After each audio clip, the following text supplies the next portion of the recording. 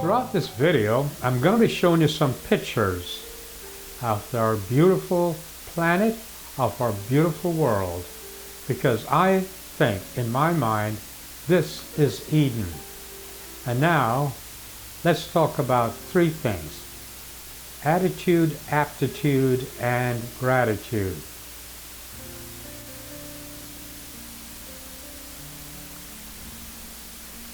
Earlier, we talked about routine, how we can change bad habits into good habits simply by changing our routine and applying discipline. That was in an earlier video. Now, right now, I want to talk about attitude. Attitude is everything if you're going to work towards your goal of being happy. Many years ago, I was the district manager of a company, which is not that important right now. And the applicants would go through a series of interviews. And as they're walking towards my desk, because I had the final say as to whether or not they're going to be employed, I would be looking at them based upon their attitude. That's right. As they walked towards my desk, I was determining one of two things. Do I want this person to be on my team or not? If I wanted them to be on my team, chances are it was based on their attitude, meta communication, how they behave, how they act, their demeanor. And if I wanted them on my team, I would find reasons to get them on my team. If, as they walked towards me, I did not want them on my team based upon their attitude, then I would go through their resume to find a reason not to hire them. During the Vietnam era, you would have a prisoner of war in a Vietnamese camp. And he already came to grips with his ultimate fate. In other words, at any given day, his captors had the choice to kill him. He came to grips with that. At any given day, he could die. Okay, so that is gone to bed. But what kept him alive was his attitude. His attitude is attitude. What the prisoner of war would do is to work on his attitude. And he would do that by working on his imagination. That's right. Attitude that was boosted with imagination. When they threw him in his cell, he went into his cell with the attitude, wow, finally, I'm in solitary confinement.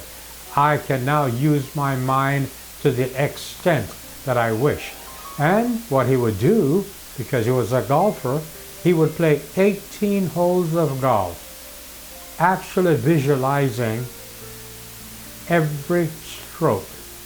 Imagination is the greatest faculty of the mind. So attitude is very important. You can't always control the circumstances you find yourself into, but you can control your attitude towards that. The next thing, of course, in working towards your quest towards happiness is to take a good hard look at what you do. If you don't like your job, if you don't like what you're doing, then change it. Change is a mark of intelligence. And how do you do that? Well, you take a look at what you love, and you take a look at the resources that you have. You put them together, and that gives you a very good view of your aptitude, your natural ability. And what you ought to do is to work towards that. Of course, a lot of people choose not to do that because they choose to pursue money instead of job satisfaction. That's their choice, and I'm not going to judge people on that. I'm just saying that money has its limitations. But when you go after the quest of your own personal happiness, that lasts a very long time. And finally, we talked about attitude. We talked about aptitude.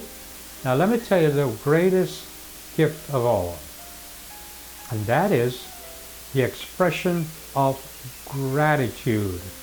Gratitude, gratitude, gratitude.